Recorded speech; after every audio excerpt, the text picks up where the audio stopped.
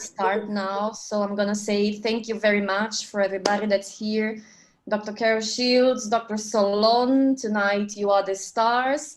And the co-stars, bueno, voy a introducirlas en español, que son dos fellows en oncología ocular, porque hoy día la idea es que tengamos una conversa entre amigos y una conversa de personas que están principiando su carrera, digamos así, sus estudios en oncología ocular, y una conversa muy sencilla, muy simpática también, con personas que tienen mucha experiencia y que pueden nos dar, bueno, buenas ideas, buenos consejos, y espero que todos puedan tener un buen provecho de esta noche, y también al final ellas van a aceptar otras preguntas de otras personas que aquí están, que también quieren saber algo de nuestros invitados más que especiales.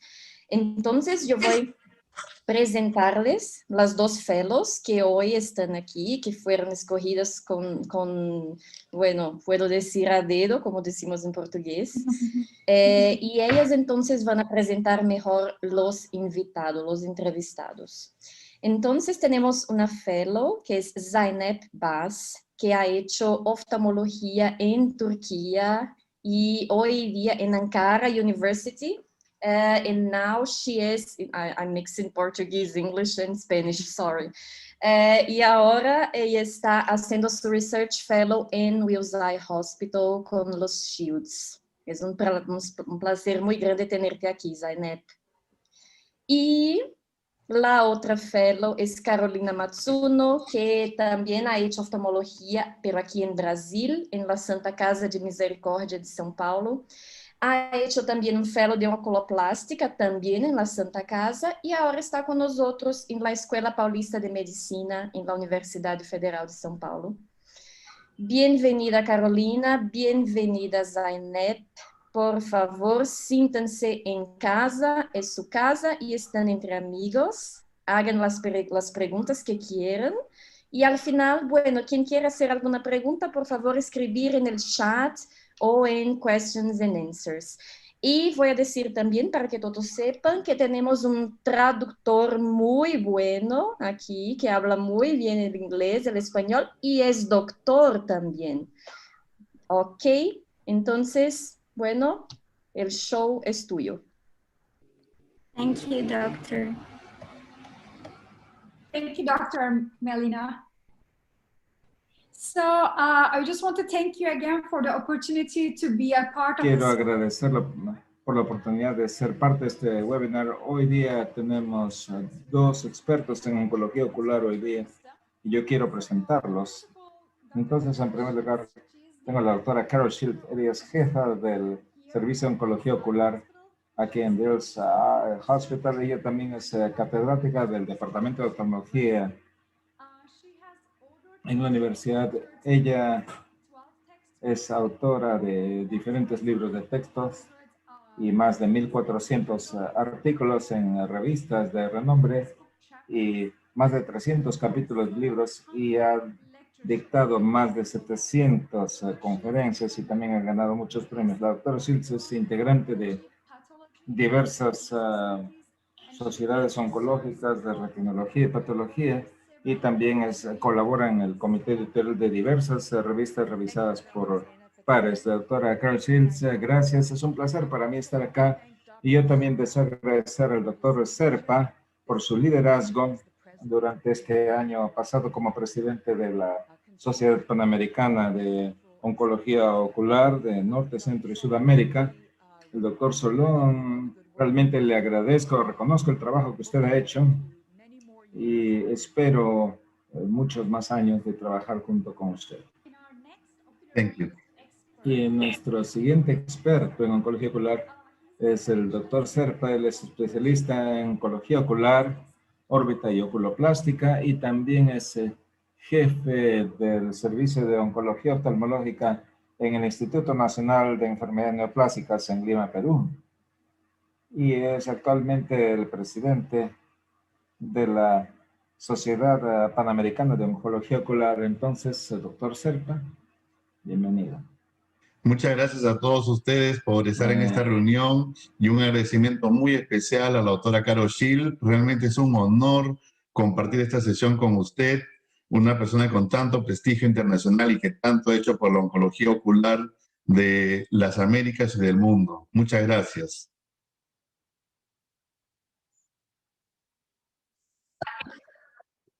Y si estamos listos, yo quiero comenzar con unas preguntas. Ahora vamos a entrevistar a estos dos profesores y yo quiero empezar con mi pregunta. ¿Y qué le llevó a elegir esta especialidad? Si se le diera la chance de retroceder en el tiempo, ¿elegiría otra susceptibilidad para una mayor satisfacción de los pacientes o más rápido? Quizás trabajar en córnea.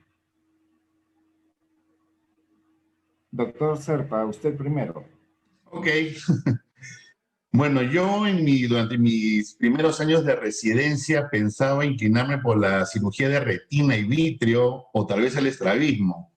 Pero después de haber rotado 2 meses en mi segundo año de residencia con el doctor Raúl Cordero, que es mi mentor en oncología ocular en el INEN, me llenó mucho el atender pacientes de oncología ocular.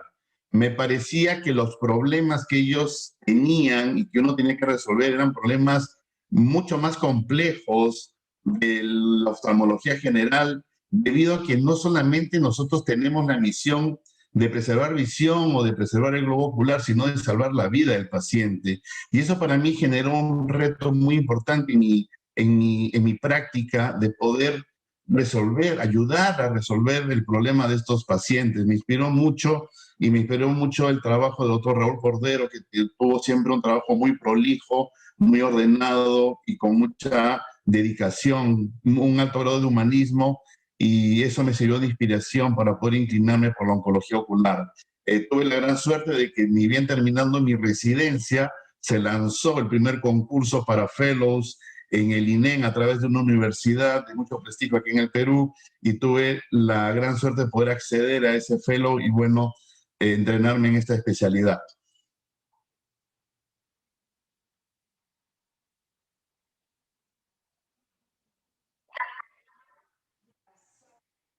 Bien. Cuando yo llegué a Wellside Hospital, yo sabía que yo no conocía a nadie allí, no conocía a nadie en Filadelfia, yo estaba sola y ni siquiera sabía lo que quería hacer en el campo de oftalmología. Tenía la percepción que quería trabajar en oftalmología general y cirugía de cataratas, pero luego me di cuenta que la oncología ocular era un campo muy pequeño y muy poco apreciado, en donde muy pocas personas en los Estados Unidos realmente trabajaban duro en este tema. Entonces, acepté el reto y lo visualicé como un campo en donde pienso que podría hacer la diferencia, y sé que tengo un impulso muy fuerte en mi interior y quizás esto se habría echado a perder en la cirugía de cataratas y más probablemente mejor dedicarme a estos casos mucho más difíciles, como dijo el doctor Serpa, que es más que trabajo en los ojos, es salvar vidas. Entonces tomé este reto y cuando comencé a trabajar en oncología ocular, simplemente quería ser buena o respetada en lo que hacía. No tenía ningún deseo de ser la reina, la superestrella, simplemente quería ser buena. Y yo creo que si todos tenemos esto en mente, si nosotros elegimos un campo y queremos ser los mejores en este campo, entonces realmente suceden cosas buenas. Tuvo problemas al comenzar a trabajar con nuestros amigos en la clínica. ¿Puede dar un consejo a quienes empiezan a trabajar en este campo ahora? Yo puedo empezar con esta pregunta, ya que tengo que admitir que cuando comencé en mi práctica, yo estaba trabajando con una persona que era Jerry Shields y el otro que era otro colega. Y yo creo que lo primero que usted tiene que darse cuenta es que todos los médicos son diferentes y yo no soy un clon de Jerry Shields. Y cuando usted trabaja con un miembro de su familia, con alguien que es muy cercano a usted, Usted tiene que ser usted mismo. Usted tiene su propio estilo, ver a los pacientes en su manera, usted tiene sus propias prioridades, usted hace las cosas que realmente desea, entonces tenemos que seguir el protocolo en nuestra consulta, pero usted tiene que ser usted misma. Y si usted es usted misma y si usted puede confiar en quién es usted, entonces usted puede trabajar con cualquiera. Entonces, nunca trate de ser un clon o una imitación de alguien. Sea usted mismo. Eso es realmente refrescante para la práctica. Es refrescante tener una nueva personalidad que aparece y agregar lo que usted sabe. ¿Y usted, doctor Serpa?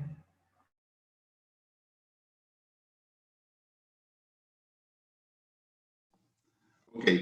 Para mí, iniciar como oftalmólogo oncólogo ya graduado en mi práctica en el Instituto Nacional de Enfermedades Neoplásicas no fue fácil porque el instituto tiene una temática muy jerárquica. Decimos que es un sistema militarizado porque es muy estricto, hay mucho respeto, hay una jerarquía vertical que hay que respetar.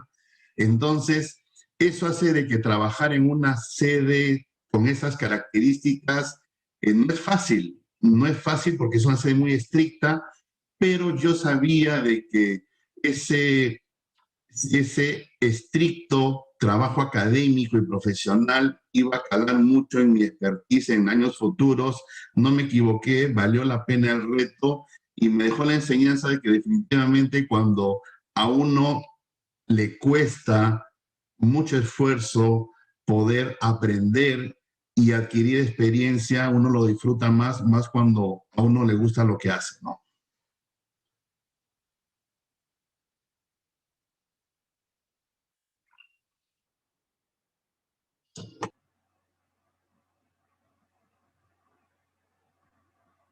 Yo quiero continuar con mi segunda pregunta.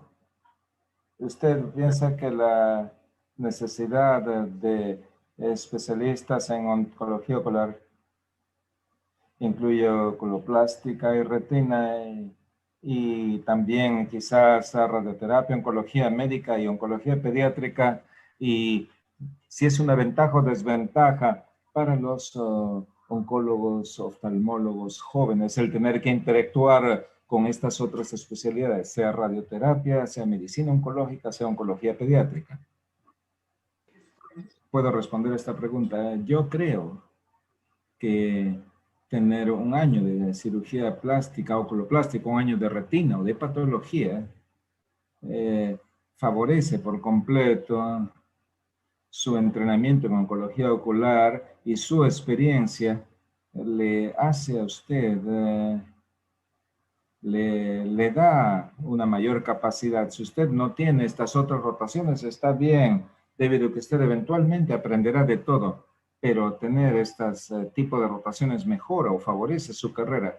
Yo no estoy seguro acerca de la oncología pediátrica o la oncología general o aún la radioterapia si ayude tanto. Puede ayudar en cierto grado, pero teniendo las subespecialidades oftalmológicas, esto le va a ser más confortable, le hará sentirse más cómodo en cuanto a hacer una vitrectomía o una cirugía de láser, ya que eso es el tema para el cual usted ya ha sido entrenado. Entonces no afecta gran cosa para mi punto de vista. El doctor Solón. Definitivamente en mi práctica de oncología ocular ha sido muy beneficioso el tener conocimientos de ecografía y de oculoplástica y de órbita, ya que he sentido de que han complementado mucho mi trabajo del día a día. Pienso que los oncólogos oculares, ya que nuestro trabajo del día a día tiene características de ser multidisciplinario, uno debería ahondar hasta cierto grado en ciertas especialidades, tener conocimientos generales de radioterapia, de radiodiagnóstico, para poder complementar y poder enfocar mejor nuestros criterios, tanto diagnósticos como de tratamiento. Nosotros particularmente en el Fellow disponemos de que los estudiantes puedan tener una rotación en radiodiagnóstico, en radioterapia y también en cirugía oncológica de cabeza y cuello, ya que nosotros nos involucramos mucho en nuestro trabajo, tanto en el área de oncología de párpados y de órbita, tanto en niños como en adultos. Entonces, para mí es importante que nuestros fellows hagan esas rotaciones y también logren algo de expertise en el área de ecografía y oculoplástica. Bueno, yo tengo la ventaja de que mis compañeros son oculoplásticos, de los cuales he aprendido mucho, y ha habido una simbiosis allí en el aprendizaje de ecografía, así que ha sido bastante beneficioso en nuestra práctica, ya que tenemos que abarcar todo este abanico de patologías en nuestra práctica institucional.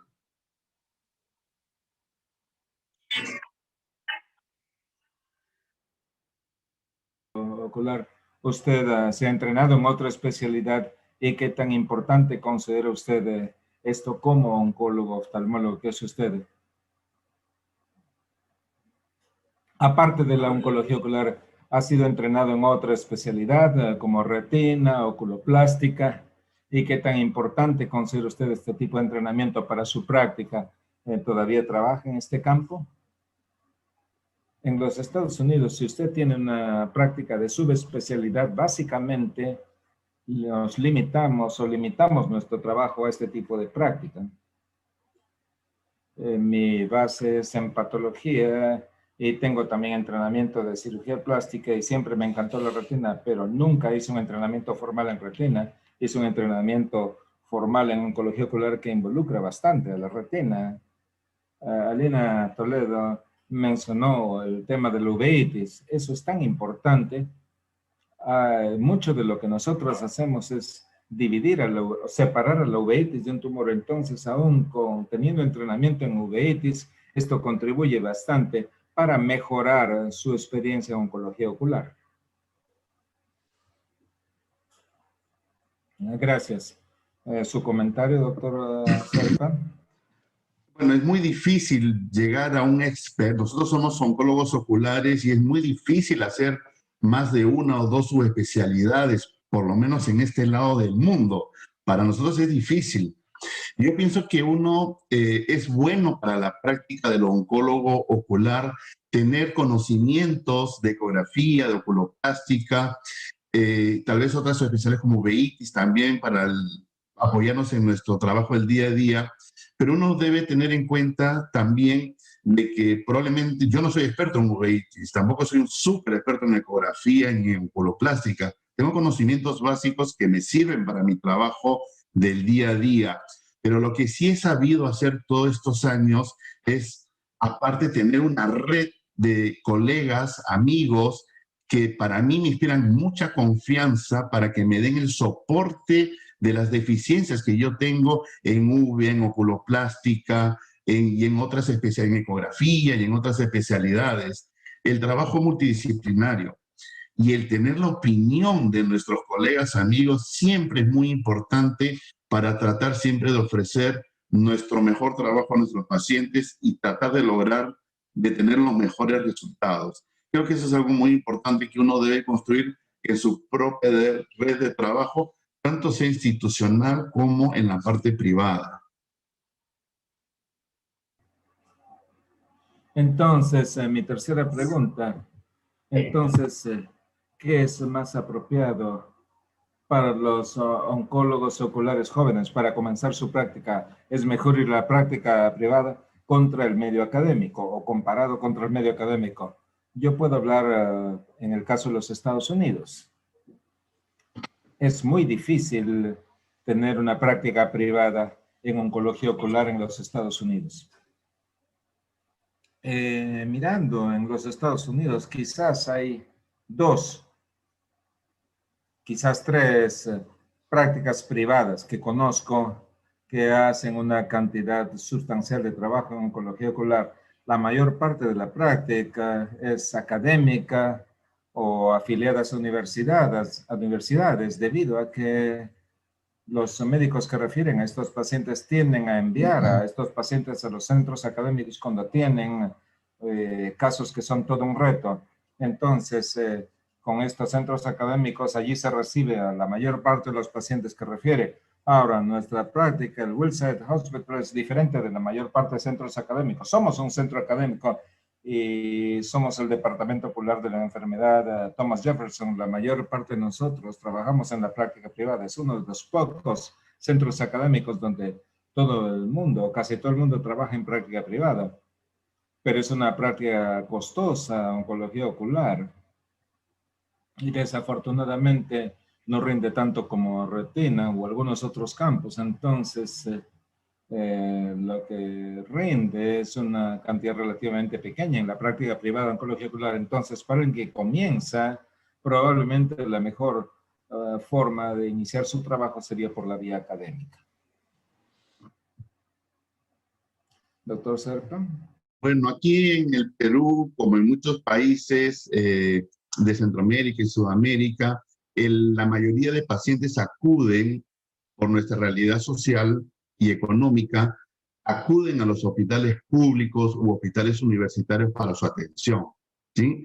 Entonces, yo pienso que la mejor opción para un oncólogo ocular que recién se ha recibido es hacer una práctica en estos centros donde hay una alta rotación de pacientes, debido a que después de que uno se gradúa como oncólogo ocular, necesita un tiempo para afianzar sus conocimientos y su expertise en los tratamientos, tanto médicos como quirúrgicos.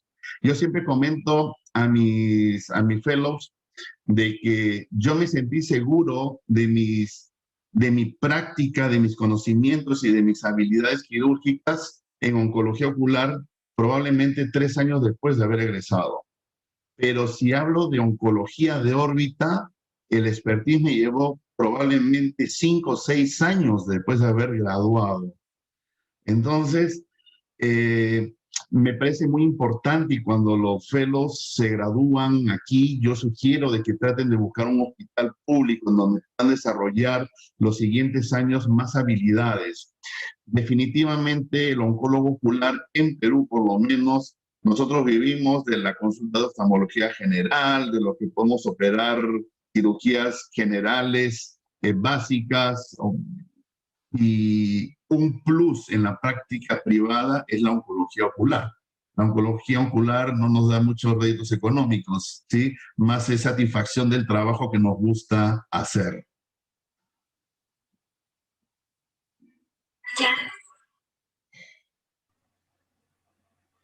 ¿Y cuáles son las diferencias entre el sistema de salud pública y la práctica privada en su país con respecto al tiempo para el diagnóstico, tratamiento, costos para los pacientes y el cumplimiento? Es una pregunta interesante. Yo he trabajado en el sistema de salud de los Estados Unidos y he trabajado en el sistema de salud británico, entonces, como fellow, y he visto las diferencias. En los Estados Unidos no hay diferencias. Si usted llega al sistema de salud pública, sea Medicare, Medicaid, o si usted llega con un seguro privado, nosotros vemos a los pacientes igual, nosotros los tratamos igual, y la velocidad para su tratamiento es exactamente la misma. Eso es muy diferente en el sistema del Reino Unido, donde trabajé en los 80s.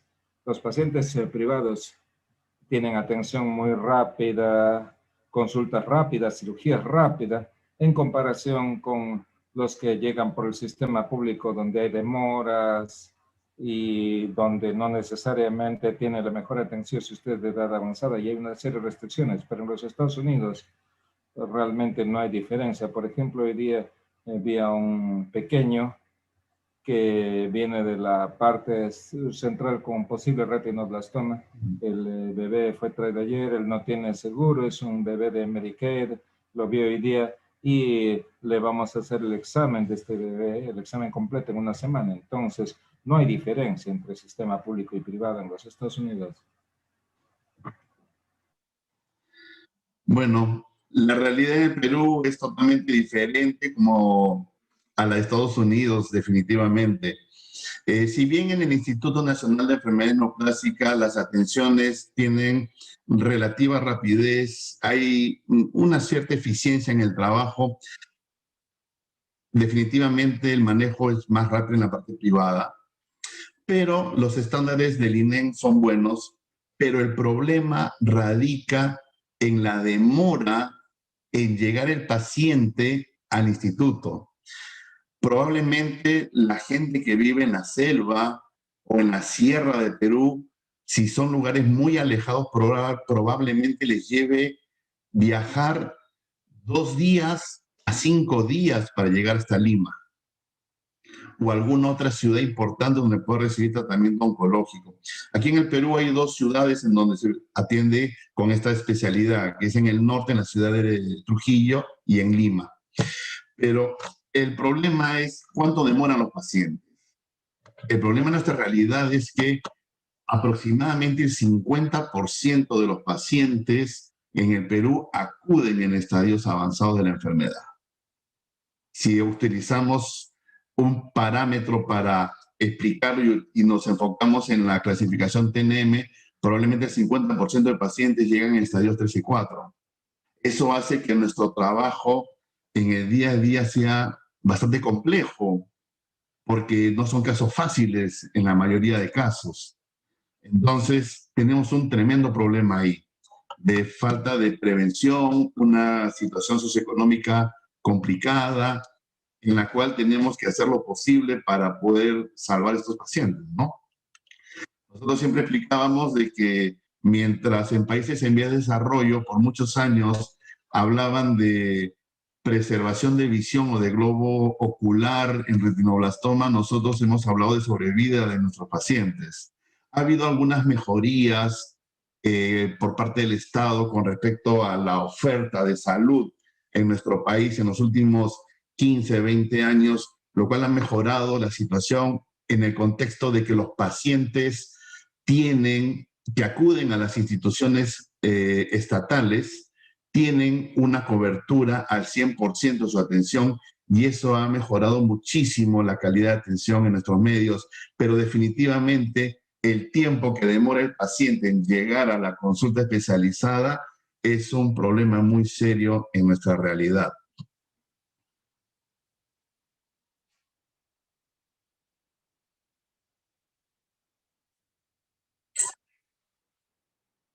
Entonces, la cuarta pregunta es una pregunta. ¿Cómo maneja usted la familia, el trabajo, maternidad y paternidad? ¿Y cómo se las ha arreglado para tener 7 hijos y ser la número 1 en su campo? Es una pregunta interesante. Si alguien me dijera, al empezar mi trabajo, en 1987, que yo tendría 7 hijos y ser parte de una práctica a tiempo completo y de haber publicado tanta investigación, yo diría, eso es imposible. Cuando usted lo mira desde esa perspectiva, pero yo creo que lo más importante es que usted ame lo que hace y sepa cuáles son sus objetivos en la vida. Entonces, yo siempre he querido tener una familia. Vengo de una familia soy uno de 8 hermanos. Mi esposo viene también de una familia de 8 hijos y nosotros sabíamos que queríamos tener una familia grande y eso lo sabía del inicio. Y siempre supe que quería ser parte de una buena práctica médica, entonces sabía dónde quería trabajar y de algún modo yo quería combinar todo esto, pero usted no puede hacer todo a la vez. Entonces, hay ciertas cosas que evité. Cuando estaba gestando, mis hijos eran pequeños, no iba a reuniones, no me presionaba para preparar presentaciones, no estaba involucrada en el manejo del hospital, no asumí papeles de liderazgo, ya tenía bastante que hacer con mi familia y con mi trabajo. Ahora que mis hijos han crecido y ya se han ido a casa, ahora tengo más tiempo para interactuar en papeles de liderazgo y estar realmente involucrada en el fellowship, en la mentoría a los estudiantes y residentes y rotantes. Entonces ahora tengo más tiempo. Entonces es una suerte de equilibrio entre múltiples tareas. Usted tiene que saber qué le gusta, qué es confortable para usted, qué es importante para usted y qué quiere obtener en la vida. Sé de personas que simplemente están al 100% en su carrera y eso es todo lo que quieren para su vida. Y eso está bien, es su decisión, pero usted tiene que saber exactamente lo que quiere para su vida y lo que usted y su pareja y su familia desean para usted y con usted. He mantenido mi vida lo más simple posible. Entonces, en nuestra práctica comenzamos nuestra clínica, nuestra consulta muy temprano a la mañana. Tengo uno de los fellows de glaucoma, nos encontramos en el ascensor. Me dice, ¿usted llega todos los días a las 6 de la mañana? Sí, lo hago todos los días.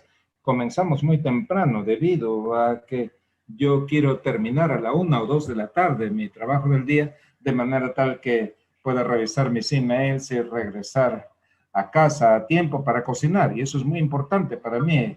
Y cada cena o comida que tenemos en la familia, siempre prendemos una vela y todos dejamos todo de lado, nos sentamos a charlar durante una hora acerca de lo que hicimos en el día. Le da eso realmente un buen equilibrio a su vida. Podría seguir y seguir hablando sobre este tema, pero creo que es suficiente por ahora.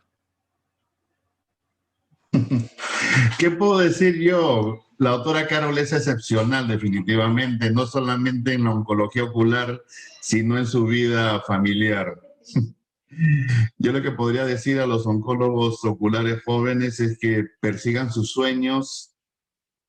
Si les gusta realmente la oncología ocular, imprímanle toda la energía que ustedes deseen y que estén capacitados para darle, pero nunca pierdan la perspectiva que la familia es el pilar más importante para uno, es el eje de vida de uno y que siempre hay que dedicarle el tiempo que se lo merece.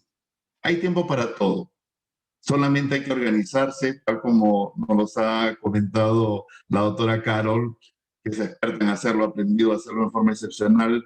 Y eso, ¿no? Organizarnos y equilibrar las cosas en nuestra vida. Pero siempre perseguir nuestros sueños. Son muy importantes.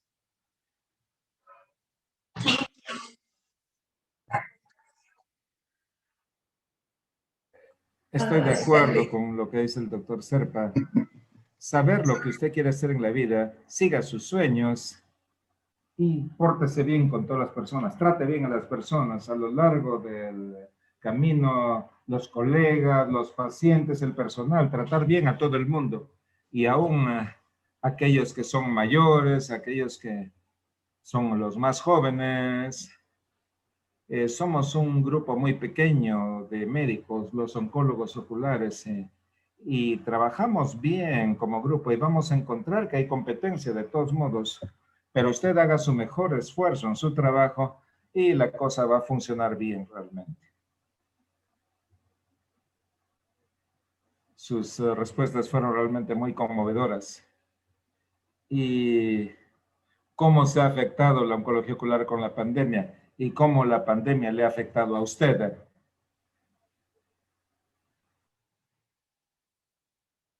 El doctor Serpa primero, dice la doctora Carol. La pandemia. Bueno, nosotros cuando empezó la pandemia hablábamos con mis colegas del Instituto Nacional de Oftalmología y ya veíamos venir un tremendo problema para los siguientes 2 años, ¿no? Que indefectiblemente ya se veía venir de que la atención se iba a reducir en forma muy significativa y pasó eso. Casi el 40% de los trabajadores del instituto tomaron licencias por enfermedad, por tener factores de riesgo. Hubo muy poca afluencia de pacientes. Hasta el día de hoy hay cierta restricción. Y está pasando actualmente lo que veíamos venir, que era que los pacientes llegaran en estadios más avanzados. Y es un problema muy complicado porque actualmente los turnos de sala de operaciones no están funcionando como hace 2 años. la afluencia de pacientes no es la misma y los pacientes que llegan vienen con enfermedades más avanzadas. Entonces todo se nos ha complicado bastante y no estamos hablando de una tosis de párpado que puede esperar un año para operarse o de una catarata. Estamos hablando de la vida de los pacientes y eso nos preocupa bastante. Entonces, lamentablemente tenemos ese problema actualmente. Tratamos de hacer lo mayor posible para poder solucionar el problema, por lo menos. Actualmente, los pacientes de retinoblastoma tienen prioridad número 1 en atención y aquellos pacientes que definitivamente requieren atención pronta. Estamos priorizando atenciones en base a poder salvar la vida de los pacientes y poder mejorar o salvar el órgano y la visión, pero lamentablemente tenemos que priorizar porque no podemos en esta etapa de pandemia poder hacer una atención normal, ya que la actividad en la institución no está al 100%, lamentablemente. En lo particular, bueno, tuve meses de descanso, de cuarentena por el hecho de que tengo factores de riesgo. Me he reactivado en el mes de julio, pero es un tema en el cual uno ha vuelto a trabajar, pero con muchos recaudos personales, tratando de tener mucho cuidado de no contagiarse porque la situación lo amerita definitivamente, ¿no? Pero actualmente nosotros estamos con este problema en la atención de los pacientes. Es una realidad. Esperemos que pase pronto.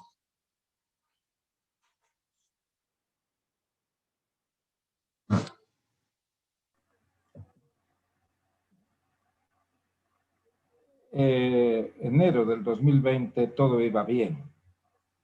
Teníamos la consulta llena, veíamos muchos pacientes, nos dábamos la mano con los pacientes en febrero, lo mismo, nos dábamos la mano con los pacientes y luego vino principios de marzo y le dije a nuestro jefe de servicio, hay un virus ahí, quizás ya no debemos dar la mano a los pacientes. Y simplemente fue como una cascada de eventos que detuvo por completo nuestra consulta y tuvimos que abrir lo que se llamaba oficinas híbridas o consultas híbridas. Entonces ahora tenemos como 3 servicios satélite por fuera de la ciudad de Filadelfia, como a 1 hora de distancia, el noroeste, el este y el sur.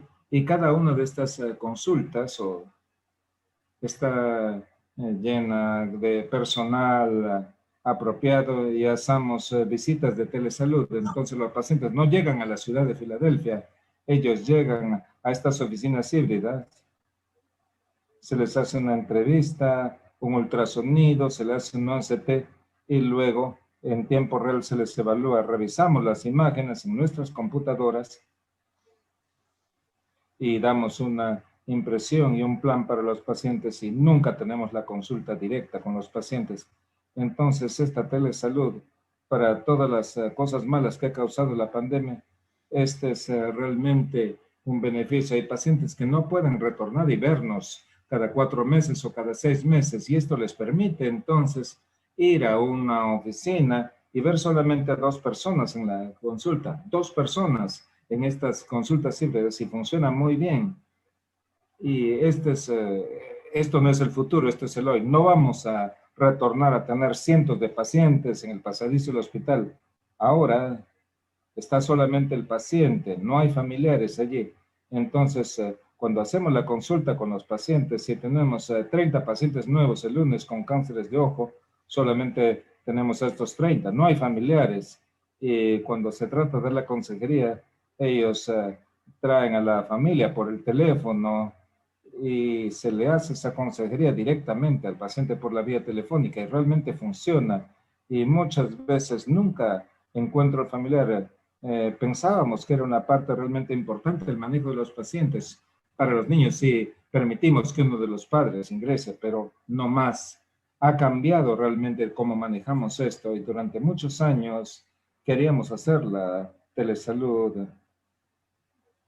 Ahora podemos revisar imágenes y dar nuestra opinión a los pacientes.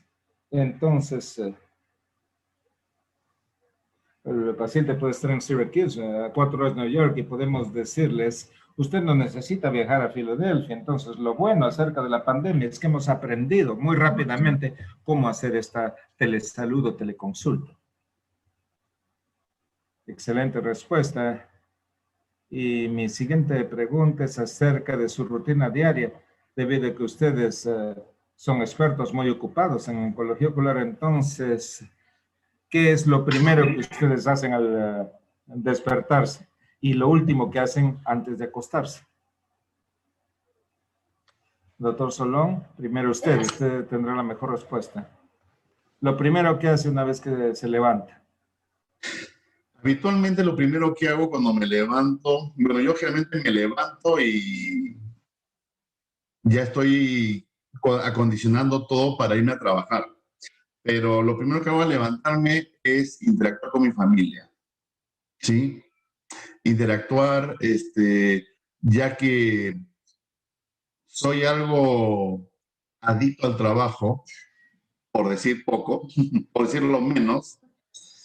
Trato de por lo menos las horas de la mañana, en cuanto me levanto, poder interactuar lo más que pueda con mi familia. Me parece que es una hora ideal para abrazarnos y para manifestar el cariño que uno les tiene y continuar con las labores del día. Y al final del día, algo que no todos los días hago, pero lo hago con cierta frecuencia, es en meditar un poco en las cosas buenas y malas que me han pasado y en lo que he aprendido de nuevo en el día, no solamente en el área personal, sino en lo profesional. Uno siempre aprende todos los días y las cosas interesantes y las cosas nuevas que uno aprende y que le dejan una lección, vale la pena que las meditemos en la noche antes de dormir para que esa enseñanza nos perdure toda la vida.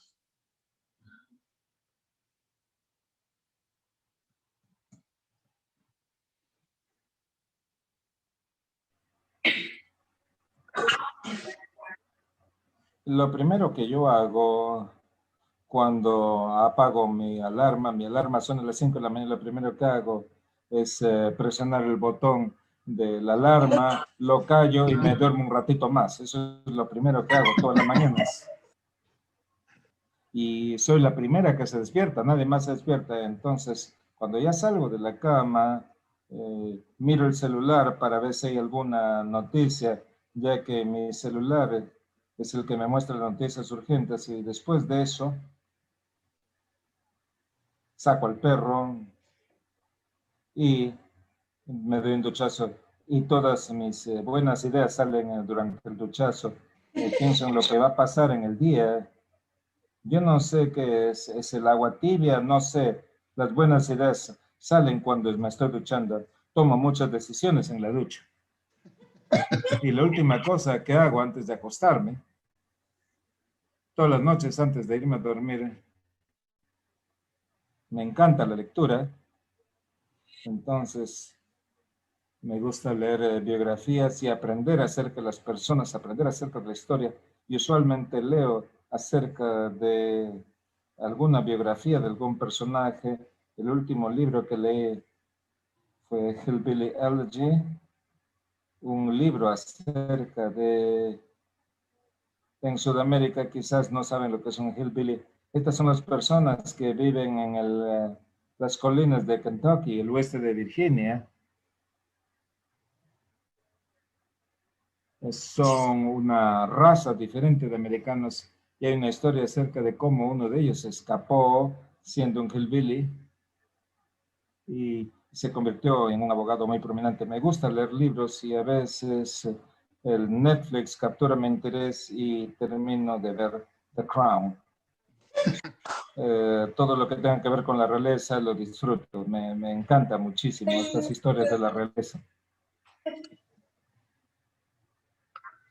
Cuando tiene que enfrentar un caso difícil, ¿qué es lo que más le acomoda en ese sentido?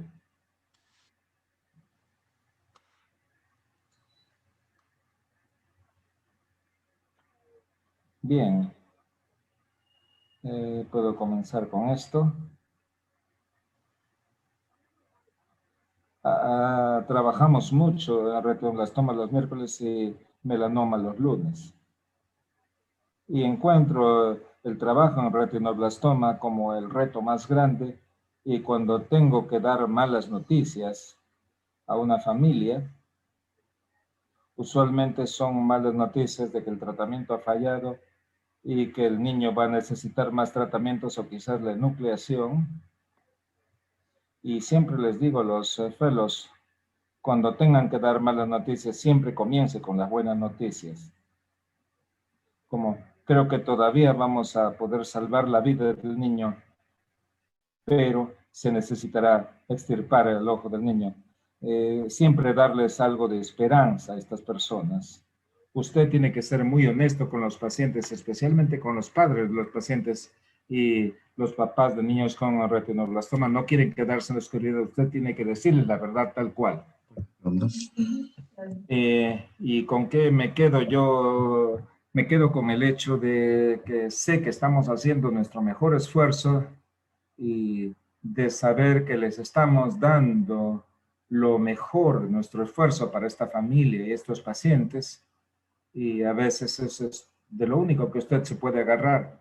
Entonces usted tiene que saber que usted está entrenado en oncología ocular, usted ha hecho su fellowship, usted sabe bien sus habilidades, usted tiene que dar las noticias, usted tiene que hacer su mejor esfuerzo. Muchas veces las cosas salen bien antes que mal, la mayoría de las veces.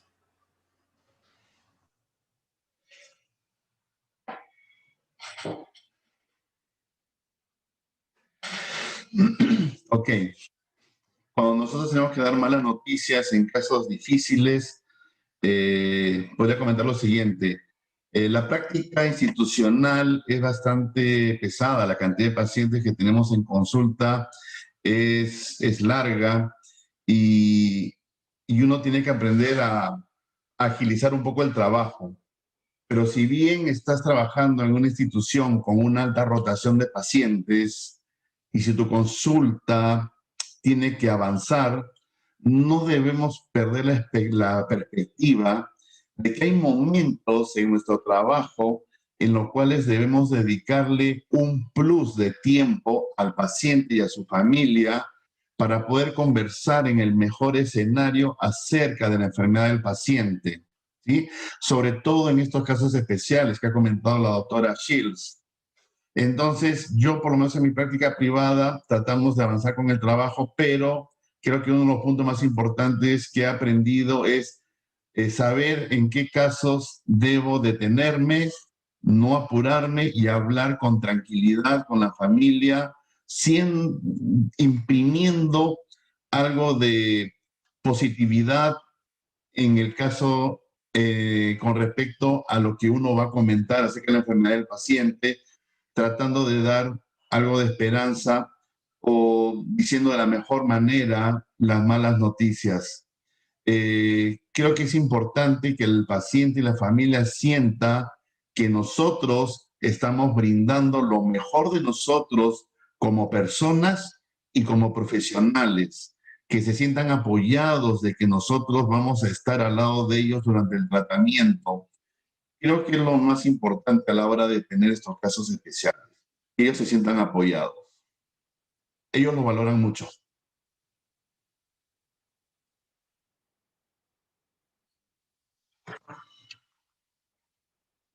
Gracias por sus respuestas.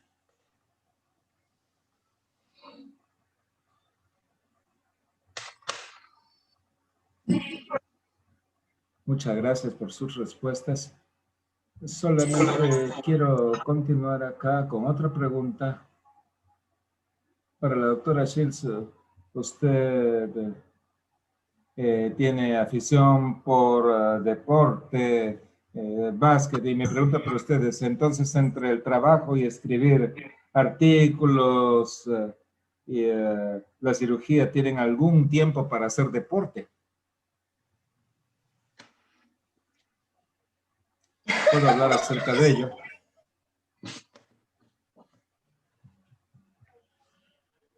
Cuando mis hijos estaban pequeños jugábamos tenis con ellos, nos íbamos a esquiar con ellos, jugar básquet. Pero mis hobbies ahora que mis hijos están grandes, Me siento como una suerte de artista. Trabajo con acuarelas, óleo, acrílico. No tengo mucho tiempo para hacerlo, pero en el verano me siento en el gabinete y trabajo con pintura acrílica, con los chicos. Nos divertimos mucho en el verano. Todavía guardo mis pinturas. Otro hobby que me gusta es la jardinería y paso el máximo de tiempo posible en exteriores, trabajar en el jardín, cultivo de vegetales. Tengo algunos animales que los atiendo. La idea era darle de comer a las cabras y a los pollos que tenemos, de manera tal que no se convierta en comida. Pero tenemos de todos modos alimentadores automáticos, ¿no? Entonces, pero yo creo que es importante tener algún hobby o algo que simplemente le describa a usted en una forma diferente de su trabajo. Yo creo que es bueno, eso es bueno para la familia, para su pareja o para sus familiares inmediatos. Y ahora disfruto bastante del arte, particularmente en mis actividades fuera de casa. Doctor Serpa. Bueno, si hablamos de deportes, yo voy perdido, como se imaginarán. Yo pienso que a medida que pasan los años uno va cambiando. Solón Serpa no es el mismo Solón Serpa cuando se graduó a los 24 años de médico. He pasado por diferentes etapas y siempre he sido muy adicto al trabajo. Me he encerrado en mi ciclo de vida, de trabajo, pero llegó un momento en el cual cuando ya formamos una familia con Jenny y cuando vinieron los niños, soy padre de 2 hijos, Adriano de 9 años y Fernanda de 5 años, tuve que aprender a cambiar mi estilo de vida, de ser totalmente adicto al trabajo, a poder aprender a que la familia es muy importante y que debes darle el tiempo necesario para que las cosas puedan fluir en forma armoniosa en tu vida personal. Si uno, en mi concepción, si tú no tienes un equilibrio importante en tu hogar, es muy difícil tener un buen equilibrio en el trabajo. A mí me ha pasado y lo he tenido que aprender, ¿sí? No puedes desligar las dos cosas. Las dos cosas están muy, muy juntas, muy compenetradas y debes tener paz en tu casa para poder trabajar en forma armoniosa en el trabajo. Tenemos que tener un hobby. Por mucho tiempo mi hobby fue disfrutar de los restaurantes. O sea, en Perú se come muy bien. Pero no. Uno debe tener un hobby porque no puede vivir del trabajo nomás. Tenemos que tener alguna distracción y poder aprender a que no podemos concentrarnos en, por más que uno tenga aspiraciones profesionales de poder tener un buen expertise, si ustedes desean tener un reconocimiento nacional o internacional como oncólogos oculares, nunca perder la perspectiva de que debemos dosificar nuestro tiempo y poder también tener nuestras horas de ocio y de diversión con algún hobby que podamos nosotros escoger.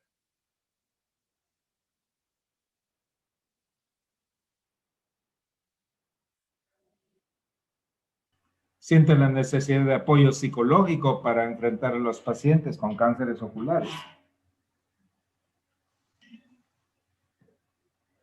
¿Piensan ustedes que necesitan apoyo psicológico al enfrentar a estos pacientes con cánceres oculares?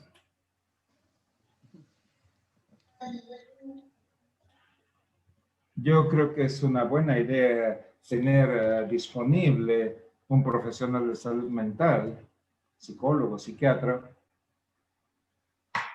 si los pacientes tienen necesidad de eso, para aquellos que tienen las cosas más simples, no creo que sea necesario, pero con melanoma, retinoblastoma y problemas de dinámica familiar sería beneficioso. Nosotros no lo tenemos como rutina en nuestra práctica, pero hicimos estudios con Mary Louise Collins en Baltimore, donde nosotros revisamos los aspectos psicológicos de tener retinoblastoma en la dinámica familiar y encontramos y publicamos esto en American Journal of Ophthalmology, de que las familias con retinoblastoma tenían mucho más ansiedad y estrés y depresión en comparación con la familia promedio. Entonces no debiéramos ignorar este aspecto. Quizás hay algo que debiera hacer entonces en estos aspectos, parte de relación con la familia. Y con una pregunta de la audiencia similar a esta, ¿usted envía a estos pacientes de oncología ocular para manejo psicológico, para consulta psicológica? No, no lo hacemos. ¿Ustedes lo hacen, doctor Serpa? Nosotros en el Instituto Nacional de Enfermedades Neoplásicas tenemos un servicio de psicología, ¿sí? Y este servicio de psicología es bastante visitado por los pacientes. Hay una costumbre a los pacientes oncológicos enviarlos a una consulta psicológica cuando sentimos de que deben tener un apoyo de esta especialidad.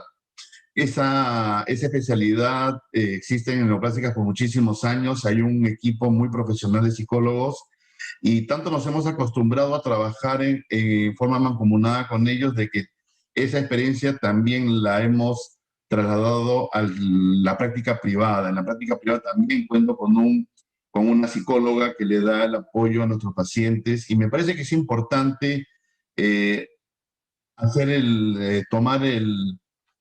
las interconsultas a ellos.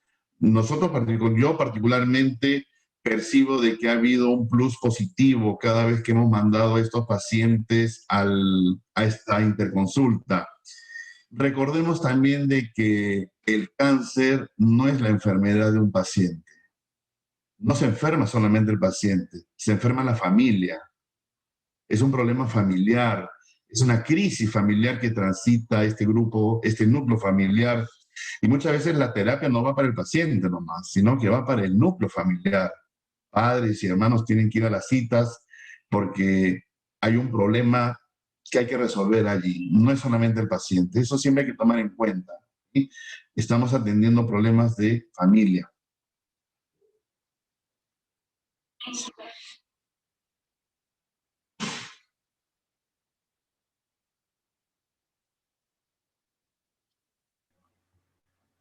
Muchas gracias por sus respuestas. Tengo una pregunta para ustedes.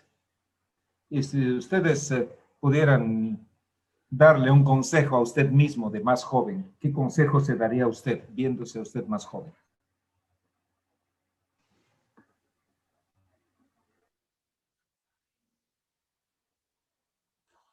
Si pudiera dar un consejo a mi persona siendo más joven, yo me diría, no te preocupes, todo va a salir bien y disfruta del tiempo lo mejor posible. Tiendo a ser súper organizada y muchas veces en una magnitud que no me doy el lujo de disfrutar cada paso del camino. Entonces, yo creo ahora cada vez más que de todos modos me doy tiempo para disfrutar cada cosa que hago. Excelente respuesta, doctor Salón. Yo diría de que, como comentamos hace unos minutos atrás, sé feliz, persigue tus sueños y actúa en la vida siempre con honestidad y trata de hacer el bien para que duermas con mucha tranquilidad todas las noches de tu vida.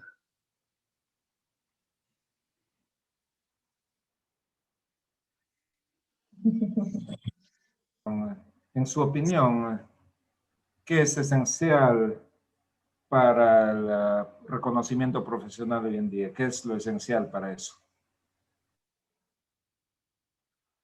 En nuestro campo de oncología ocular, el cual es una subespecialidad, un campo ultra especializado, yo creo que lo primero y lo más importante que puede hacer es encontrar un buen mentor que pueda orientarle. No es el mentor que le va a estar fastidiando y siendo el mentor que le apoye, que le diga, usted está haciendo bien esto, le voy a enviar a esta reunión, usted debiera ir a esta reunión en lugar de mi persona. No diga estas cosas en reuniones. haga sus preguntas. Alguien que evite que usted cometa errores. Un buen mentor realmente es de gran valor. Pero para tener un buen mentor, usted tiene que ser también un buen alumno. Escuchar, hacer caso, aprender y después entrenar a los que vienen. Todos somos mentores a la larga. Usualmente son más jóvenes que nosotros, a veces mayores. Yo le pido opiniones a la gente joven acerca de las cosas que necesiten. Entonces, tener un buen mentor es importante. 1, 2, 3, los que quieran. En segundo lugar, yo creo que buena atención a los pacientes. Usted no necesita tener la mayor consulta del mundo, pero si usted se gana la reputación de tener una buena atención a los pacientes, entonces el éxito viene solo. Y por último, hacer redes con las personas, asistir a reuniones, ser parte de un consorcio, trabajar con las personas, colaborar con las personas. Yo creo que eso también es importante. Y por último, no es necesario hacer toneladas de investigación y publicaciones, pero ayuda de todos modos si usted publica o si usted es parte de un grupo que publica. Yo creo que esto es de gran ayuda. Entonces, yo creo que tener un buen mentor que les oriente, buena atención a los pacientes, ser gentil y respetuoso con sus colegas. Yo creo que esos son 3 puntos importantes para construir su práctica. Y no le va a tomar muchos años hacer una buena práctica. Esto depende de las circunstancias. Doctor. Totalmente de acuerdo con la doctora Carol. Yo pienso que uno es el fruto de su propio trabajo. Si uno le pone mucho esfuerzo a su trabajo y le pone mucha dedicación y ama su trabajo, las cosas van a venir solas en la vida. Recordemos, por lo menos en mi experiencia profesional, probablemente el 95% de pacientes que yo recibo son derivados de oftalmólogos, ¿sí? Y el hecho de que te puedan derivar pacientes va a depender de que ellos tengan la concepción de que tú, primero, eres una persona correcta, que atiendes con mucho profesionalismo al paciente, que atiendes a tus pacientes con calidez y que ellos sientan que cada vez que te refieran a un paciente tú lo vas a atender con mucha responsabilidad y que vas a esforzarte en dar lo mejor de ti, de tu profesión, para resolver su problema. Concuerdo con la doctora Shields, si usted da una buena atención al paciente, definitivamente el reconocimiento va a venir por sí mismo. Ser honesto y atender con calidad y calidez son las características que debería tener un médico, y oncología ocular lo mismo, y eso definitivamente va a asegurar que tengas una práctica profesional con la cual tú te vas a sentir satisfecho.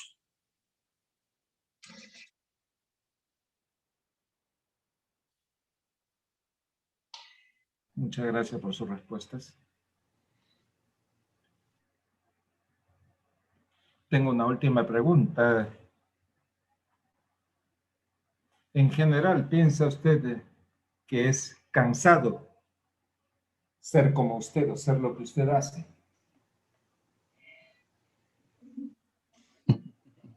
Esa es una cosa en la cual tengo que pensar mucho.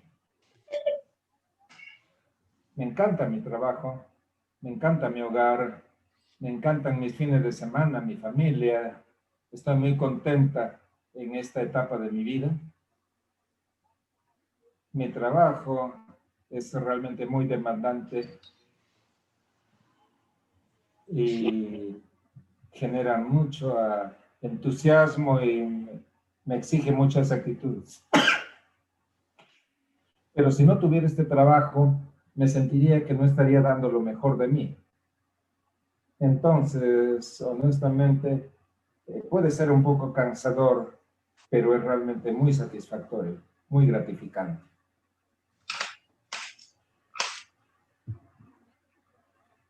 Doctora Sergio. Y algo parecido a lo que ha comentado la doctora. Yo creo que mi rutina diaria de trabajo realmente es muy cansadora. Pero me pasa algo que siempre me ha sorprendido.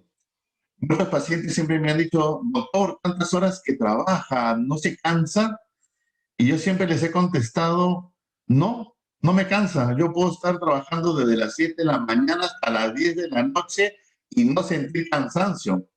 Pero al llegar a mi casa y al acostarme no pasa ni 30 segundos que ya estoy totalmente dormido. Mientras estoy lúcido y en la oficina, puedo dar lo mejor de mí. Y bueno, cada loco con su tema. Yo particularmente ese ritmo de vida, de poder estar bastante activo, atendiendo pacientes, tratando de hacer lo que buenamente podemos hacer, algo de investigación y de poder transmitir nuestros conocimientos a los fellows y a los residentes, a mí me llena, a mí me da mucha satisfacción mi trabajo y por eso no me cansa, pero sí sé de que la rutina uno debe dosificarla y aprender a tener, como hemos dicho, un hobby, poder compartir también con la familia y con los amigos, porque no todo es trabajo. Pero sí, Salón Serpa significa un cansancio, una rutina de bastante esfuerzo y cansancio durante el día. Pero, como digo, cada loco con su tema y yo soy feliz así.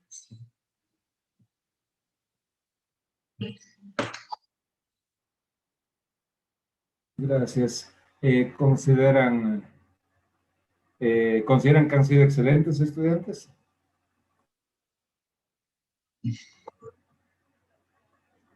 Que lo que consideramos ser un estudiante excelente, yo diría que si las personas me describirían, dirían, sí, muy empeñosa y muy trabajadora, disciplinada y nunca se sale del trabajo temprano. Ella sale una vez que termina su trabajo. Eso es lo que me describiría y eso es lo que yo he tratado de... Es la forma en que he definido mi vida en el pasado. Quizás no sea excelente, quizás no sea la mejor, pero me quedo trabajando con el equipo hasta que se termine el trabajo del día. Doctor Serpa. Yo no me considero como un alumno excelente, un estudiante, un profesional excelente. Yo creo que tal vez la palabra que podría definirme es responsabilidad. Creo que he manejado mis estudios y mi desarrollo profesional con responsabilidad personal y social. Excelente no, responsable. Yo siempre me recuerdo algo que me dijo mi querido maestro, el doctor Raúl Cordero, que fue mi mentor y fue el primer oftalmólogo oncólogo en Perú. Él me decía de que cuando él dejara el Instituto Nacional de Enfermedades Neoplásicas, su mejor opción no era dejar a un excelente estudiante súper inteligente en oncología ocular. Él lo que quería era dejar a alguien que atienda con mucha calidez a sus pacientes y que aprenda a resolver los problemas oculares. Bueno, yo tuve la suerte de quedarme allí, no sé si hasta qué punto habré cumplido con sus requerimientos, pero me dejó siempre el hecho de que uno tiene que tratar de dar lo mejor de sí y atender con responsabilidad y calidez a los pacientes, porque al final son seres humanos que llegan con un problema de salud, en nuestro caso, por nuestra profesión, con problemas muy severos y uno debe aprender a tener cierta sensibilidad también para poder hacer que su trabajo sea de mucha calidad y el paciente se sienta satisfecho con una atención humanitaria, ¿no? Por parte de nosotros.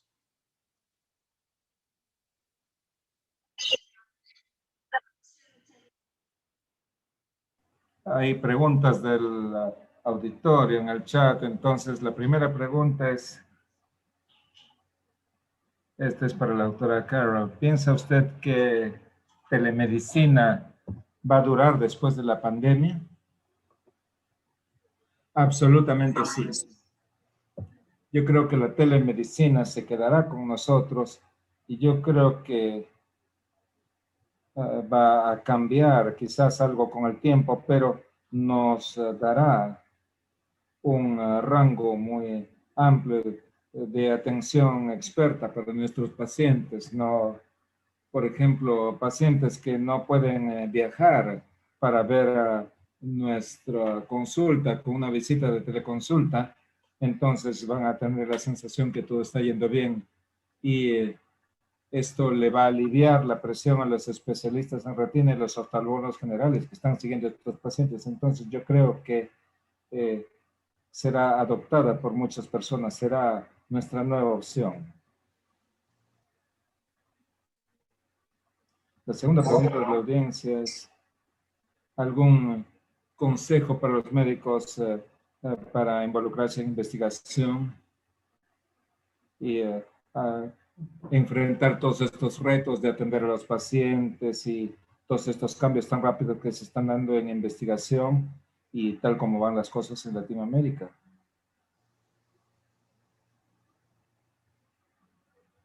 Yo puedo decir lo que he observado ahora. Hay muchas publicaciones recientes. El impacto de la pandemia, por ejemplo, en la salud. Y yo creo que si usted está en casa, frente al computador, usted todavía puede hacer investigación médica o puede hacer investigación o revisiones muy interesantes, ¿no? Acerca de cómo las personas se adaptan a la pandemia o cómo han cambiado la atención en su práctica. Y todo esto es buena investigación. Entonces, yo creo que hay una gran oportunidad de hacer investigación aún durante la pandemia. Entonces, todos los veranos tenemos reuniones de investigación y aún este último verano hemos trabajado en forma remota en nuestra consulta. Entonces, esto nos es de gran ayuda. ¿Algún consejo para los médicos para involucrarse en investigación en Latinoamérica? ¿Y que tienen muchas limitaciones? Sí.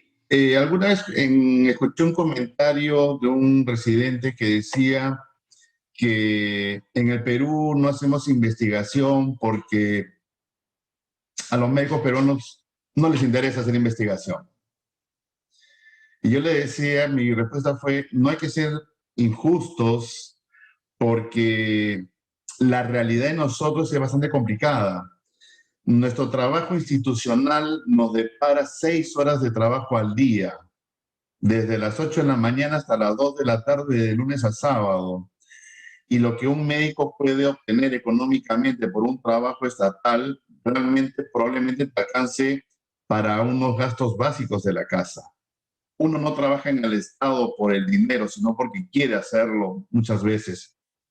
Entonces nosotros tenemos que trabajar en la tarde, muchas veces hasta las 8 o 10 de la noche, para poder cubrir nuestras expectativas económicas, personales y familiares. Y no estamos hablando de hacerse ricos, y ese es el gran número de realidad de un médico en el Perú. Entonces nosotros tenemos que abocarnos mucho al trabajo laboral para poder cubrir nuestras necesidades. Entonces, poco tiempo nos puede quedar para hacer investigación. Pero querer es poder y podemos dosificar nuestros tiempos y podemos ingeniar y agenciarnos de estrategias para poder hacerlo. Investigación no solamente significa hacer grandes protocolos, ensayos clínicos. Uno puede hacer investigación muy básica y, lógicamente, en Latinoamérica podemos hacer investigación básica. Los grandes ensayos clínicos con medicamentos nuevos no los vamos a hacer porque nuestra realidad económica no nos lo permite. Pero creo que en la cadena del conocimiento científico que comienza con reportes de casos, por ejemplo, son también investigación básica, pero también es interesante. Y podemos hacer, yo pienso que debemos construir en nuestros fellows el entusiasmo por hacer investigación. Y si estamos en países en vías del desarrollo, fomentar investigación básica. Y se puede llegar a ciertos niveles siempre y cuando nos lo propongamos y siempre tener en cuenta de que solos no vamos a hacer investigación. Yo creo que tú debes armar un equipo de investigación con las personas que tú confíes, con colegas de tu especialidad y también con personal que no es médico, que esté involucrado en tu profesión para hacer investigación. Debes armar tu equipo. Esa costumbre no la tenemos habitualmente en Latinoamérica, pero creo que como docentes debemos fomentar a nuestros fellows que ingresen en esa cultivar en ellos esa inquietud por la investigación y que la hagamos bajo nuestras limitaciones, pero que lo hagamos.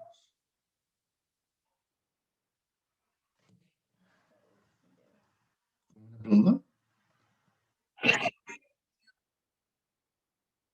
Consejo relacionado para las comunidades legales.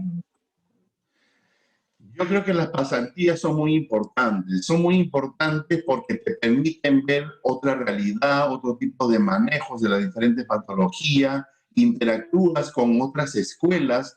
Uno en su sede aprende de acuerdo a su escuela oftalmológica de diferentes especialidades.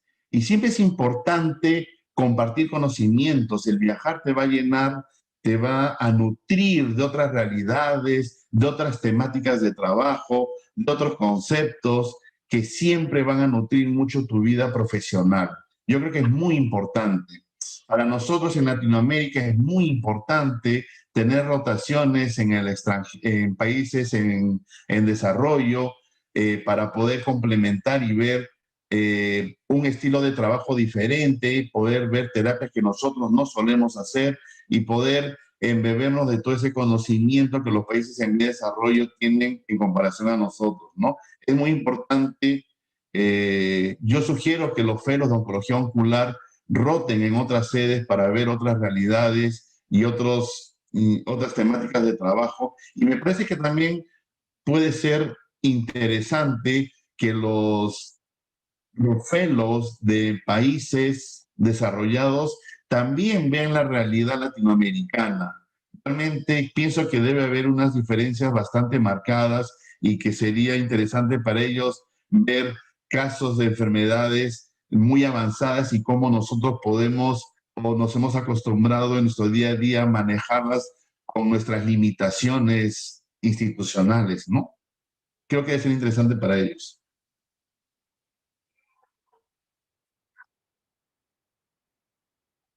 Quiero agradecer a la doctora Melina por la oportunidad para representar a los oncólogos jóvenes. Ha sido una experiencia muy constructiva interactuar con estas mentes brillantes en la oncología ocular. Muchas gracias, doctora Serpa y doctora Sil, por sus respuestas. Y muchas gracias por ser parte de este webinar. Muchas gracias, doctor Zainab, Carolina. Yo creo que ha sido un interesante podcast en entrevista, fue muy divertido y yo creo que todos hemos aprendido bastante y les agradezco a ustedes por permitirnos esta entrevista. Ahora para que le active. Ustedes fueron excelentes, Zainab y Carol, ustedes han representado muy bien a la gente y thanks to the interview saying, let me ask last question.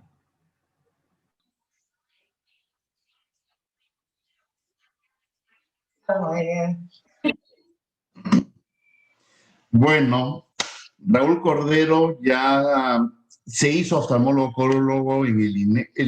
El INEC en 1990 contrató un oftalmólogo general que se había recibido hace pocos meses, quien era Raúl Cordero.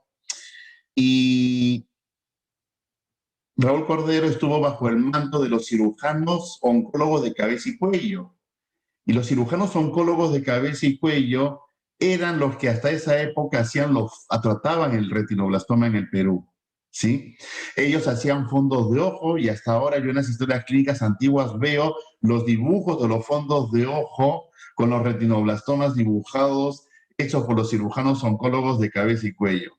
Una vez que llegó Raúl Cordero en 1990, él fue entrenado por ellos en las diferentes áreas que les podían que había competencia, y Raúl tuvo la virtud de ser muy autodidacta y de poder innovar y tuvo una genialidad para poder desarrollar este servicio. No pasaron muy pocos años a que después de haber ingresado al hospital estuvo 2 meses con la doctora Carol Shields y el doctor Jerry Shields, en donde pudo embeberse de mucho de la temática de trabajo de ellos y le interesó mucho hacer braquiterapia en el Perú. Entonces, siguiendo el esquema del aprendizaje que había obtenido con los doctores Shields en Filadelfia, al llegar a Perú necesitaban hacer una placa de braquiterapia, pero que en Perú no había yodo, pero sí contábamos con alambres de iridio, pero necesitaban hacer una placa de oro, ¿sí? Entonces, la historia cuenta de que el doctor Raúl Cordero y el jefe de radioterapia de aquella época, el doctor Pinillo Sashton, ambos donaron un anillo de oro, el cual fue fundido por un orfebre y les fabricó la primera placa de oro que hasta el día de hoy está guardada en el servicio de radioterapia. Así comenzó la braquiterapia en el Perú.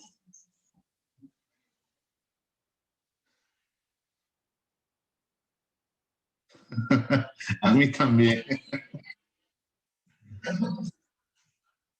Y sí, sí, sí.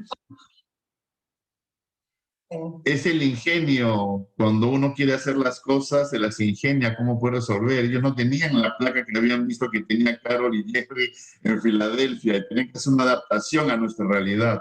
Así que, bueno, por 14 años usamos la placa de iridio. Lamentablemente, actualmente no se fabrica iridio en el Perú. Tenemos esa falencia, pero sirvió a muchos pacientes por muchos años.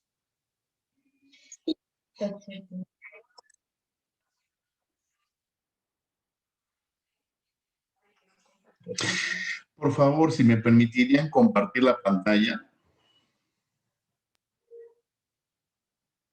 Okay, continue, yes, ¿no?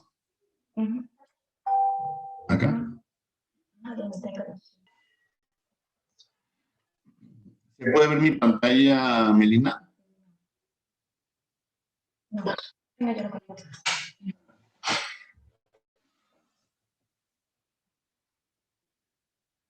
Bueno, yo quiero agradecer la oportunidad que se me ha dado de presidir la Junta Directiva de la Sociedad Panamericana de Oncología Ocular. Era un encargo que realmente yo nunca hubiera pensado que se me iba a ofrecer. Y estoy muy complacido de haberlo tomado y de haber hecho mi mejor esfuerzo para poder cumplir con las expectativas en la dirección de en la presidencia de esta sociedad. ¿Se me escucha bien? Sí, pero está en modo de presentación donde vemos 2 slides. Creo que tiene que hacer como... Un momentito. A ver, finalizar presentación, configuración de... Un momentito. ¿Ahí está mejor? Sí, ahora sí. Ahora sí se ve. Entonces yo agradezco mucho a los doctores Carol Shields, Arun Singh y al doctor Bournier por esta gran oportunidad de presidir la presidencia durante este año. Sepan de que se ha hecho el mejor esfuerzo para poder llevar esta institución de una manera muy profesional, con un alto espíritu docente y académico, con la finalidad de que todos los miembros de esta Sociedad Panamericana de Oncología Ocular puedan disfrutar de una sociedad activa y con ciertos beneficios que podemos disfrutar para el desarrollo de nuestra especialidad. Aquí quería pasar unos cuantos slides porque quiero agradecer de forma muy especial a Melina, que me ha acompañado como vicepresidenta durante este año. Realmente Melina se ha comportado de una manera excepcional, con un apoyo al 100% a la gestión. Y también quiero agradecer a la doctora Sonia Callejos, al doctor Basil Williams, al doctor David Ancona y a la doctora Patricia Correa, que han sido nuestros secretarios de los diferentes idiomas, en francés, español, inglés y portugués, y de los cuales me jacto de decir que he tenido un board de director, de ejecutivo de alta calidad, con médicos muy profesionales, muy expertos y con muchas ganas de hacer que la PAOS crezca día a día. Realmente los aportes que todos han brindado durante este año ha sido excepcional y yo me he sentido muy contento al haber estado acompañado de ellos. También quiero hacer una mención especial a Mayra Rey, que es nuestra coordinadora PAUS. Todos las deben conocer por lo que ella se encarga de la comunicación con todos los profesores y con todos los miembros de la sociedad. Y a Martín Moreno, que es un gran amigo que se ha encargado durante todo este año de nuestras redes sociales y de mantener en forma activa nuestra página web. Si me permiten hablar unos cuantos minutos que van a ser cortos acerca de los logros que hemos tenido durante este periodo 2020, podremos decir de que se promovió la actualización del conocimiento científico a nivel panamericano a través de disertaciones académicas mensuales, las llamadas PAUS Webinar, donde hemos contado con la participación de oncólogos oculares de gran prestigio a nivel mundial. En el mes de octubre tuvimos la suerte de realizar un curso panamericano de oncología ocular 2020, en donde participaron 130 médicos de 11 países panamericanos. Y a todos ellos se les ha dado una certificación avalada por nuestra sociedad y la Sociedad Cearense de Oftalmología, que nos sirvió de apoyo. Es una actividad académica que nos ha llenado de orgullo por el alcance que hemos tenido y realmente nos hemos quedado muy satisfechos. También hemos podido reactivar nuestra sociedad a través de medios digitales como redes sociales y página web, la cual es la www.paus.org, la cual cuenta con actualizaciones constantes acerca de eventos y de beneficios que ofrece nuestra sociedad. También la sociedad aparece a través del Instagram y a través del Facebook para que podamos de esa manera tener una comunicación mucho más cercana con todos ustedes. También se ha creado un correo institucional que es el InfoPaus para una comunicación directa y asertiva con todos los miembros de la sociedad. Otro de los logros que hemos tenido es que se entregó certificados de membresía a nuestros 131 miembros titulares, reconociendo de esa manera su trayectoria y experiencia en el área de la oncología ocular. Actualmente, ya que hemos culminado esta etapa, estamos en vías de fomentar la membresía de los miembros asociados. También hemos podido promocionar la investigación científica, ya que la PAO celebra la afiliación a la revista Ocular Oncology and Pathology, con la cual los miembros tendrán acceso en línea para la revisión de artículos científicos en forma gratuita durante todo este año 2021. También se ha logrado establecer una beca para el oncólogo ocular joven. El Servicio de Oncología Ocular y la Fundación del Hospital General de Montreal de la Universidad McGill aprobaron una beca de $1,000 destinada a un oncólogo ocular joven que desee realizar una pasantía de un mes en el hospital oncológico de su preferencia dentro de la red panamericana. Este logro tiene la finalidad de fomentar el intercambio de conocimientos y ampliar la perspectiva en el área de la oncología ocular. Esta fue una idea que nació en el corazón de del board ejecutivo de la PAOS, y el logro, bueno, se lo debemos a nuestra nueva presidenta 2021, a la doctora Sonia Callejo, ya que ella fue la que logró la obtención de esta beca, y a ella le agradecemos mucho la gestión realizada en Canadá para que podamos contar con esta beca tan importante que nos llena de satisfacción. Muchas gracias, Sonia. Dentro de los proyectos que tenemos para el próximo año, porque les comento que nuestra nueva presidenta, Sonia Callejo, que actualmente es nuestra secretaria del habla francesa, ella nos va a presidir en la sociedad durante todo este año, y lo que nos ha sido bastante conveniente y nos ha llenado de alegría es que la junta directiva que ha trabajado mucho durante este año va a tener una continuidad. Va a tener una continuidad porque Sonia, su nueva vicepresidenta Melina, van a continuar con la misma temática y con cosas mucho más interesantes que van a hacer crecer mucho la PAOS. Pienso que esta corriente de este año, que creo que hemos tenido logros interesantes, se va a potenciar más este año con el actuar de ellas dos. Dentro de los proyectos para este año también tenemos la idea de designar un coordinador permanente de la PAOS y pensamos de que Mayra Rey, nuestra coordinadora actual, debería permanecer en el cargo, ya que si bien, en las palabras de Sonia Callejo, si bien las juntas directivas van cambiando, sería bueno que una persona se encargue de la temática logística de la PAOS para que pueda tener siempre una continuidad aún con los cambios de las presidencias. También pensamos en este año realizar webinars con diferentes sociedades de oncología ocular alrededor del mundo para hacer nuestro webinar más internacionales y también fomentar el intercambio de conocimiento con fellows de oncología ocular en sedes internacionales. Y bueno, ya hemos dado en el último webinar del mes de diciembre la bienvenida a la nueva junta directiva y quiero saludar de nuevo a Sonia Callejo y felicitarla por esta designación como la nueva presidenta de PAOS para el periodo 2021. La he conocido a Sonia en los últimos 12 meses. Sé que es muy profesional, es muy inteligente y tiene muchas expectativas y muchas ganas de imprimirle mucha energía a la PAOS. Así que estoy seguro de que va a ser una labor excepcional.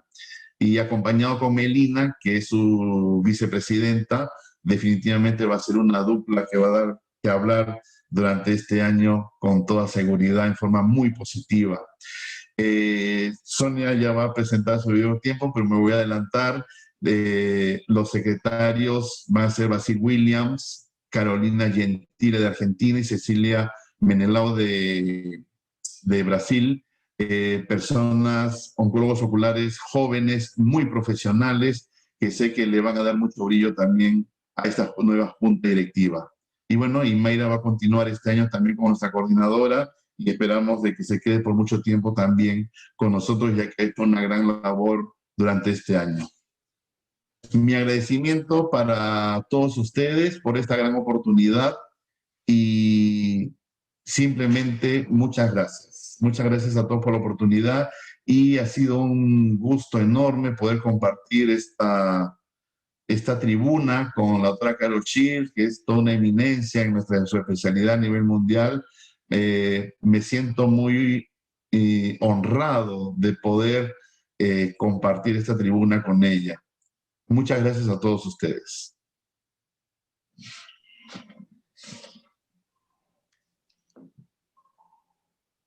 Muchas gracias una vez más, Solón. Quiero decir también que estoy muy feliz por ter sido tu vicepresidenta. Tú fuiste fantástico, fantástico. No tengo ni palabras para decir. Y este año fue increíble con este Executive Board que fue de amigos que he hecho durante el año, ¿no? Sonia, antes de decir goodbye, ¿quiere decir algo? ¿No tiene micrófono? Vamos a darle el micrófono a Sonia Callejo, por favor, Manuel.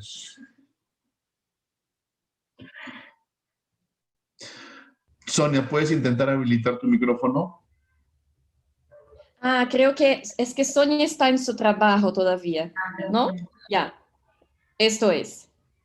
Sí, no puede hablar, pero va a hablar muchísimo por todo 2021. Nosotros vamos a ver Sonia hablando demasiado.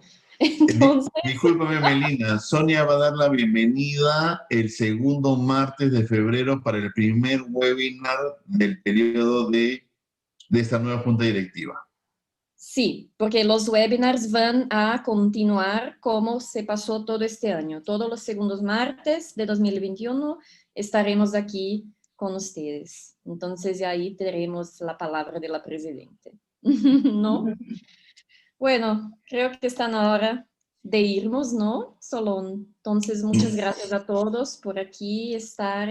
Fue una buena reunión. Estoy muy, muy, muy feliz. Muchas gracias a todos. Muchas gracias, doctora Zeynep y doctora Carolina, por la participación. Muchísimas gracias. Y buenas noches. Buenas noches, gracias. Chao. Feliz año, ¿no? Feliz año a todos. Feliz año. Sí. Chao, chao. Chao.